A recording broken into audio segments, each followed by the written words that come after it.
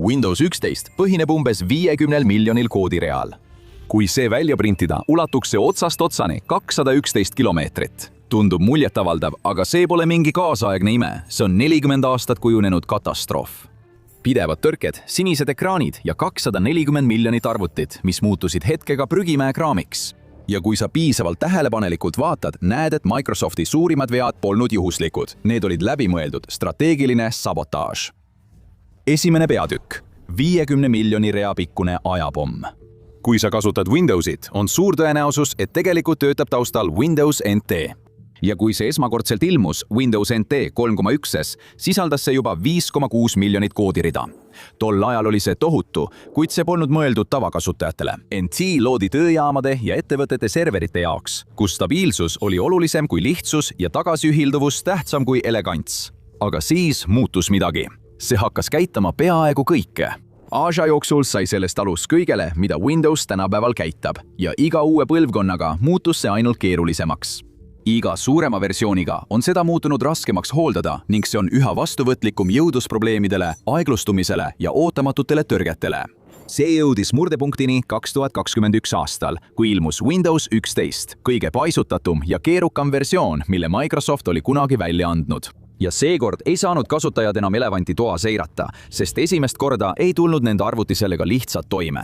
Windows 11 on nüüd eelinstallitud kõigile uutele Microsofti seadmetele ning seda pakutakse tasuta uuendusena olemasolevatele arvutitele, kuid ainult siis, kui need vastavad süsteemi nõuetele. See nimekiri on ühem, kui enamik inimesi arvab. Sul on vaja ühilduvat 64-bitist protsessorit, vähemalt 4 GB mälu ja 64 GB salvestusruumi. Paberil kõlab see mõistlikult. Tegelikult jätab see vaikselt välja tohutu hulga vanemaid masinaid, mis töötavad endiselt suurepäraselt. Kõik, kellel on vanem töökindel arvuti, peavad kas uuendama või jäävad maha.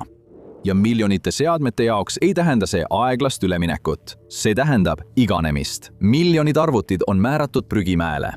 Sellest on saamas suurim murrang Microsofti ajaloos. Mõiste tagasiühilduvus on mänguritele tuttav ja pikka aega oli see neile pettumuse allikaks.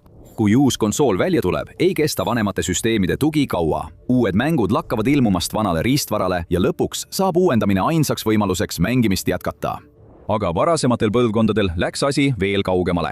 Uued konsoolid ei suutnud tihti vanu mänge üldse käivitada. See oli sageli tingitud mitteühilduvast riistvarast, eriti kassettide ajastul.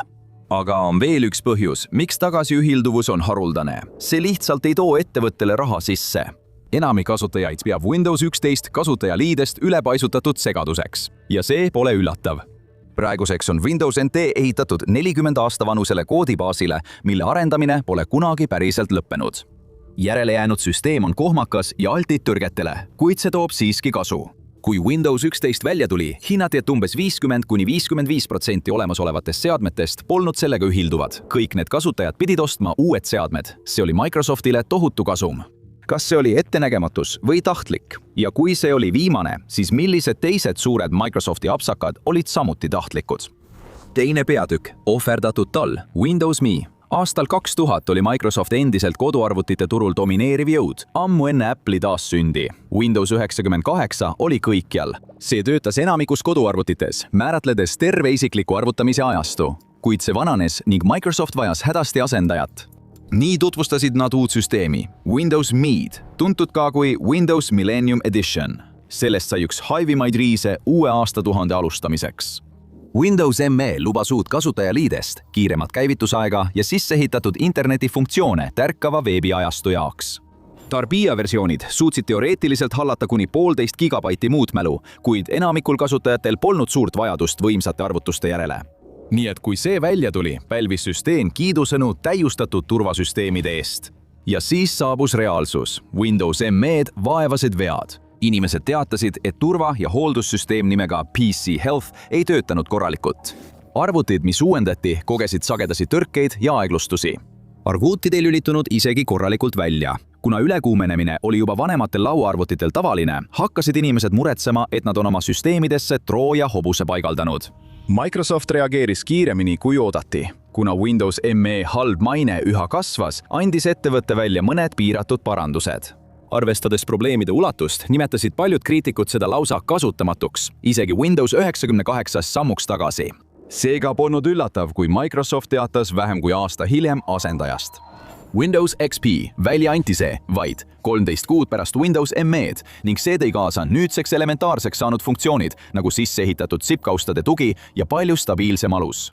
Windows ME oli olnud katastroof, kuid see oli ka midagi, millest Microsoft tahtis kiiresti üle saada ja mille tööstus kiiresti unustas.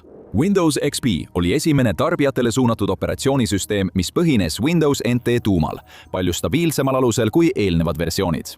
Tänapäeval peetakse seda sageli kaasaegse Windowsi alguseks. Pealtnäha tundub see halb planeerimine, lasta välja uus suur operatsioonisüsteem ja hüljata selle eelkäija vähem kui aasta hiljem. Kuid see polnud nii, see oli tahtlik. 1999 aasta lekkinud sisemised memod mainivad projektikoodiga Neptune'i. See oli varajane katse tuua NT-arhitektuur tavakasutajate arvutitesse, kuid projekt jäeti lõpuks katki ja liideti millegi suuremaga, millest sai Windows XP. Samal ajal jõudis Windows ME siiski turule. Täisversiooni jaehind oli umbes $209 ning sobivatele uuendustele jäi hind $59 ja $109 vahele. Ja see tõi kaasa selle, mida paljud kasutajad mäletavad kui ebastabiilsust, pettumust ja pidevaid tehnilisi probleeme. Seda peeti üheks Microsofti suureks varajaseks läbikukkumiseks, kuid tegelikult see nii polnud. See oli teadlikult kujundatud katastroof ja täitis täpselt ettevõtte eesmärgi. Kiirustades loodud ajutine lahendus, et suruvalt tehnoloogialt veel viimane palk välja pigistada. Ja see polnud kaugeltki ainus kord, kui Microsoft oma lojaalsete klientidega manipuleeris. 3. peatükk, $2100 e-postimasin. Järgmine suur muutus tuli aastal 2007. Windows Vista oli Microsofti esimene suur järeltulija Windows XP-le, mis ilmus 5 aastat pärast oma ülimenukat eelkäijat. Ja selle ajaga oli palju muutunud. Koduarvutid olid kiiremaks ja võimekamaks saanud. Kliendid polnud kindlad, kas nende vanemad arvutid suudavad uut programmi käitada, sest see sisaldas palju rohkem koodi kui eelmine versioon. Kui see välja kuulutati, väitis Microsoft, et peaaegu iga tol ajal turul olnud arvuti suudab Windows Vistat käitada. Nad suutsidki, lihtsalt mitte eriti hästi. Paljud tol ajal kasutusel olnud arvutid töötasid Inteli protsessoritega ja nende olemasolevat graafikakaardi kiibistikku peeti liiga nõrgaks, et käitada Windows Vista uut sujuvat 3D-liidest. Murede märgates lubas Microsoft, et nad märgistavad arvutid Vista võimelisteks, kui need suudavad uut programmi kasutada. See viis selleni, et paljud kasutajad uuendasid pärast aastate pikkust ootamist oma arvuteid ainult selleks, et uut süsteemi käivitada. Suur osa neist valis populaarsed ja suhteliselt taskukohased Inteli protsessoriga masinad. See osutus kulukaks veaks. On vaha sellel, kas programm lihtsalt töötab või töötab nii, et seda on ka tegelikult võimalik kasutada. Need, kes proovisid nende uute arvutitega, mis võisid tol ajal maksta kuni $2100, käivitada Windows Vistat, avastasid, et paljud olulised funktsioonid puudusid. Arvutid ei tulnud keeruka liidesega toime ja see jättis kasutajatele võimaluse oma uue arvutiga teha vähe muud, kui saata e-kirju ning Microsoft sattus kaebuste laviini alla. See viis lõpuks ühishagini, mille käigus avalikustati palju arendusperioodi dokumente. Lõppude lõpuks, kui muruniiduki tootja paneb ühele oma tootele sildi Ferrari võimekas, ei muuda see seda veel tõeks. Ka see oli teadlik strateegia. Sisemised e-kirjad näitasid, et Microsoft oli väga hästi teadlik, et need Vista-võimelised süsteemid ei vastanud nõuetele. Windowsi tootearenduse asepresident Mike Nash ütles, nüüd on mul $2100 e-postimasin. Endine Microsofti kaaspresident Jim Alchin tõstatas isegi mured klientide eksitamise pärast. Sismised e-kirjad paljastasid ka Hewlett-Packardi pettumuse, kuna ettevõte sattus Microsofti ja rahulolematute klientide vahele. Olukord eskaleerus kohtuasjadeks, sealhulgas ühishagiks, mis lõpuks tühistati, kuid mitte enne, kui sisemised dokumendid andsid selgema pildi sellest, mis kulisside taga toimus. Microsoft oli selle fiasko korraldanud selleks, et nende partner Intel täidaks oma kvartalitulude eesmärgi. Kliendid said korporatiivsete mängude tõttu petta ja see ei jäänud viimaseks korraks. 4. peatükk, Trooja hobune, Windows 8. Väljalasked tulid nüüd kiiremini ja 2012 aastal tervitas kliente Windows 8. Sellest sai üks vastuolulisemaid Windowsi versioone, kuid mitte sellepärast, et inimesed oleksid jäänud funktsioonidest ilma. Pigem olid kõik selles osas ühel meelel ja see polnud hea asi. See oli esimene Windowsi versioon, millel oli uus kasutajaliides, Metro. Sel ajal kasvas mobiilseadmete populaarsus plahvatuslikult ja Apple'i iPadist oli juba saanud peamine viis internetis surfamiseks. Microsoft soovis seda edu jäljendada, olenemata sellest, kas kasutajad seda tahtsid või mitte. Metro kasutas lihtsustatud formaati, mis hõlmas OCD-ikoone rakendustele, minimalistlikku disaini ja optimeeritud töölauda. See tähendas, et rakendused, millele inimesed kõige sagedamini klõpsasid, olid esimesed, mida nad avamisel nägid. Mobiilseadmetes tundus see olevat edukas, kuna rakendustepõhine navigeerimine oli see, mida enamik inimesi kasutas, kuid lauaarvutis oli see hoopis teine lugu. Täisekraaniga avakuva töötas tahvelarvutitel hästi, kuid lauaarvutites muutus see kiiresti probleemiks. See nägi küll puhas välja, kuid muutis täpse töövoo keerulisemaks ning täisekraani rakendustele üleminek muutis mitme ülesande korraga tegemise kohmakaks, isegi piiravaks. Paljudele kasutajatele, eriti ärikeskkondades, ei tundunud see uuendusena. See tundus sammuna tagasi. Kui Windows 8 2012 aastal välja tuli, muutus see pinge võimatuks ignoreerida. Kasutajaliides oli loodud puutetundlike ekraanide jaoks, kuid enamik kasutajaid kasutas endiselt tavalisi lauaarvuteid. See muutus kiiresti õudusunenäoks. Täisekranrakendused muutsid mitme ülesande täitmise frustreerivaks kui mitte võimatuks ja arvuteid peeti ärikasutuseks sobimatuteks. Ebaõnnestunud katse iPadi kopeerida või midagi veel hullemat. Metro kasutajaliides, mis hiljem nimetati ümber Moderniks, oli loodud tavakasutajate jaoks, kuid kõik teised tõmmati sellesse kaasa, olenemata sellest, kas nad seda soovisid või mitte. UX-designer Jacob Miller, kes töötas Metro kallal, kommenteeris hiljem 2014 aasta Redditi arutelus ja selgitas mõningaid selle disaini eesmärke.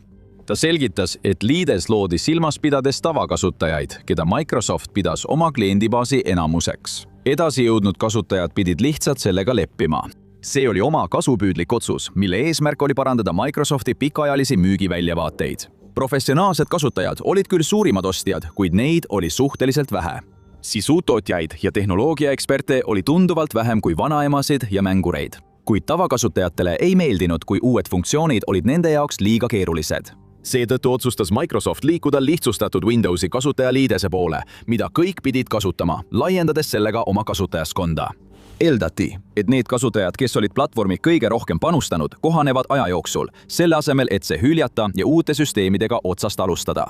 Kasutajad polnud kliendid, vaid toode ja halvim oli alles ees. 5. peatükk, suur arvutipuhastus. Windows jätkas järgmiste aastate jooksul uute versioonide väljaandmist, kusjuures kõiki mudeleid peeti väikesteks uuendusteks.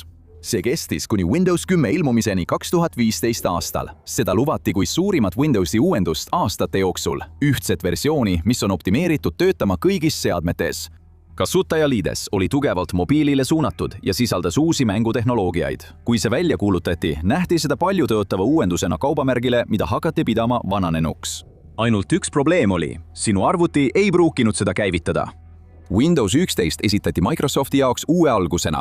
Windows 10 tugi lõpetati järk-järgult ning Windows 11 sai ainus tõeline edasiviiv tee. Aga sellel muutusel oli üks konks. Süsteeminõuded olid kõige rangemad, mida Microsoft kunagi kehtestanud oli. Kaasaegne 64-bitine protsessor, mitu tuuma, 4 GB muutmälu, 64 GB salvestusruumi, DirectX 12, graafika kõrglahutusega ekraan. Iseenesest kõlavad need kõik mõistlikult. Kokkuvõttes jätsid need vaikselt välja suure hulga vanemaid, kuid endiselt töökorras masinaid. Aga tegelik murdepunkt polnud jõudlus, vaid turvalisus. Windows 11 nõudis TPM 2.0 kiipi, mida tuntakse kui usaldusväärse platvormi moodulit. See oli loodud selleks, et salvestada krüpteerimisvõtmeid ja biomeetrilisi andmeid viisil, mis kaitseb füüsilist seadet volitamata sekkumise eest. Ja erinevalt protsessori või mälunõuetest polnud see midagi, mida saaksid lihtsalt uuendada. Kuna TPM 2.0 muutus tavakasutajate arvutites tavaliseks alles umbes 2015. Aastal tähendas see, et miljonid arvutid jäid äkitselt ukse taha. See viis suurima arvutite mahakandmiseni elektroonika ajaloos. Ühe hoobiga eemaldati kuni 60% Windowsi jaoks kasutatavatest arvutitest uuenduste teelt, kuna nad ei saanud enam kasutada uusimat tarkvara. Mõned jonnakad kasutajad jätkasid vana tehnoloogiaga, kuid enamik otsustas lihtsalt, et on aeg uus arvuti osta. Canalys Researchi andmetel viis see uuendustõkke tehnoloogia massilise hävitamiseni, mille tulemusena jõuab hinnanguliselt 2025 aasta lõpuks prügimäele 240 miljonit arvutit. Ja see ei mõjuta ainult sinu rahakotti, vaid ka kogu maailma. See on umbes 105 miljonit naela elektroonikajäätmeid. See kaalub umbes sama palju kui 320 000 autot. Kui need kokku voltida ja üksteise peale laduda, need oleksid rohkem kui 370 miili võrra kõrgemad kui kuu läbimõõt. See tekitas tõsiseid muresid keskkonnale avalduva ahelmõju pärast ning miljonid endiselt töötavad arvutid muutusid üleöö vananenuks, süvendades juba niigi kasvavat elektroonikajäätmete probleemi, mida on raske taaskasutada või ohutult suures mahus kõrvaldada. Kuid Microsoft jäi oma seisukoha juurde. See polnud juhus. Nende arvates oli see vajalik lähtestus, mis looks aluse nende tootete ökosüsteemi järgmise etapi jaoks. Microsoft koges COVID-19 pandeemia ajal ajaloolist riistvarabuumi. Windows 11 rangedad riistvaranõuded lubasid sundida uut suurt PC-de müügilaine, et hoogu jätkata. See ei annaks neile mitte ainult uue ajastu suurimat tootetutvustust, vaid viiks ka uute arvutite ostulaineni nende inimeste seas, kes pidid süsteemi nõuetele vastama. Ja see töötas kindlasti. Mais 2021 oli aktsiahind veidi alla $250 aktsia kohta. See tõusis $555 aktsia kohta, enne kui stabiliseerus. 2026 aasta maiks üle $400 aktsia kohta. Windows 11 on olnud ettevõttele võidukas, hoolimata ja võib-olla just tänu sellele vihale, mis sundis paljusid inimesi uue arvutiga otsast alustama. Aga asi pole ainult uues arvutis, vaid selles, mis neisse pannakse. 6. peatükk. Telemeetria võlg, nuhk kestast. Üks suurimaid teemasid arvutimaailmas viimasel ajal on turvalisus, mitte ainult väliste häkkerite, vaid ka ettevõtte enda eest. Arvutid on rohkem interneti ja kolmandate osapoolte rakendustega ühendatud kui kunagi varem. Nutitelefoni kasutajad on sellega harjunud, kuid kuni viimase ajani peeti lauaarvuteid turvalisemaks. See võib aga muutuda. Viimasel ajal on palju räägitud Windows 11 telemeetriast. See on automatiseeritud protsess, kus sinu arvutist kogutakse ja edastatakse andmeid välistele allikatele.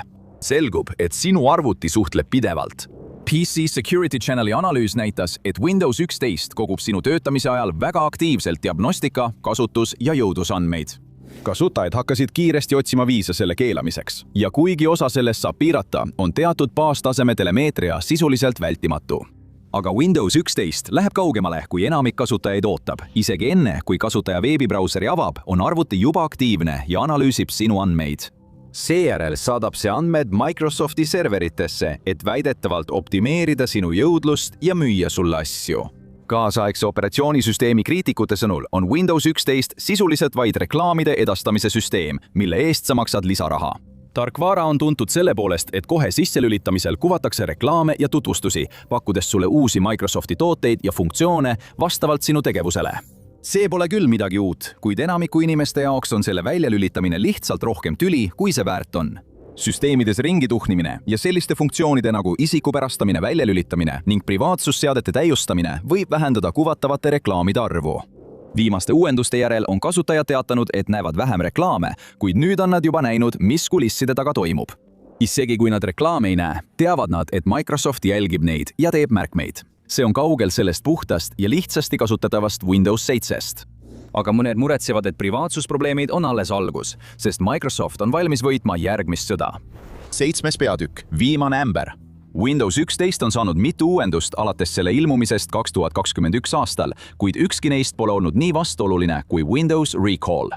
See oli osa Microsofti laiemast Copilot-süsteemist, tehisintellektil põhinevast assistendist, mis toodi 2024 aastal koostöös OpenAI-ga kõigisse nende toodetesse. Selle asemel, et nagu mõned konkurendid luua oma mudel täiesti algusest peale, integreeris Microsoft olemasoleva tehisintellekti tehnoloogia otse Windowsi. Vestlusrobot pidi olema sisseehitatud assistent, mis aitaks teksti kirjutada, igapäevaseid ülesandeid automatiseerida ja kogu süsteemis reaalajas soovitusi pakkuda. Aga mida nad ei teadnud, oli see, et see nuhis nende järel. Kogu aeg. Windows Recall esitleti kui lipulaeva funktsiooni, kuid enamik kasutajaid ei puutunud sellega kunagi otseselt kokku ega teadnudki, et see olemas on. Välja arvatud juhul, kui nad vaatasid pressikonverentsi, kus see 2024. aasta mais avalikustati. See kõlas petlikult lihtsalt. See teeks automaatselt iga paari sekundi tagant ekraanipildi töölauast, luues ülevaate kõigest, mida teed. Kui mõni teave kaduma läheb, oleks seda lihtne üles leida. Sinu arvuti teadis nüüd kogu aeg, mida sa teed, ja sama teadsid ka kõik häkkerid või pahavara, kes su süsteemi sisse pääsesid. Niipea kui inimesed sellest funktsioonist kuulsid, järgnes kohe vastulöök. Keegi ei tahtnud, et nende privaatsust nii põhjalikult jälgitakse, eriti kuna keegi ei teadnud, kui turvaline see andmestik on. Asja tegi hullemaks see, et funktsioon pidi vaikimisi sisse lülitatud olema. See polnud niivõrd varundus- või turvafunktsioon, vaid automaatne nuhkvara, mis oli sinu arvutisse eelinstallitud. Kriitika nii turvaekspertidelt kui ka tavalistelt kasutajatelt, kellele tehisintellekt ei meeldinud, oli nii kiire, et Microsoft lükkas funktsiooni kasutuselevõttu edasi ja lisas võimaluse selle ise sisse lülitada. Aga suurim probleem oli alles ees. Peagi tuli välja, et kõikide halvimad hirmud olid õigustatud. Algandmed salvestati lihttekstina andmebaasi ilma igasuguse krüpteerimiseta. See lõi sinu enda kõvakettale põhjaliku ja kergesti häkitava andmebaasi sinu elust. See oli nagu pank, mis ehitab sinu elutuppa klaasist seifi ja unustab uksele lukku panna.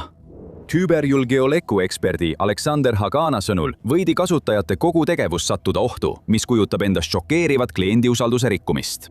Ja selle lohaka lansseerimise motiiv – Microsoft tahtis lihtsalt Apple'is tehisintellekti vallas ette jõuda. Aga Apple'il olid ka omad suured tehisintellekti probleemid. Nad jäid mitmest tähtajast ilma ja ei suutnud lubatud täita. Iroonilisel kombel võis see olla võidukäik, sest Microsofti lansseerimine oli kulukas ja katastroofiline. Ja kõik taandub ühele küsimusele. Kas Microsoft üldse enam teab, mida ta teeb? 8. peatükk. Lagune vundament. Windowsi lojaalsed kasutajad on pidanud läbi elama justkui lõputud tarkvara äparduste ja ebaõnnestunud turule toomiste jada ja tõrgetest, mis seavad tavakasutajad professionaalide vastu. Iga uue versiooniga muutub kood aina keerulisemaks, viies meid praeguse paisunud 50 miljoni rea suuruse koletiseni. Mis võiks seda parandada? Kas seda on üldse võimalik parandada? Üha rohkem kasutajaid vaatab neid järjestikuseid katastroofe ja ütleb, et probleem pole üksikutes versioonides, vaid aluses endas.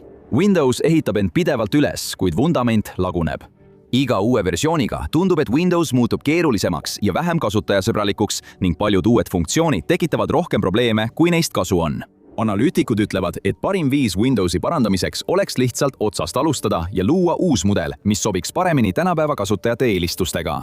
Aga selleks peaksid nad loobuma tagasiühilduvusest, mis on neile seni olnud peamine tuluallikas.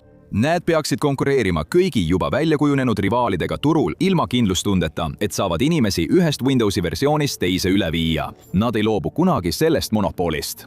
Et otsast alustada, peaks Microsoft kõigega riskima.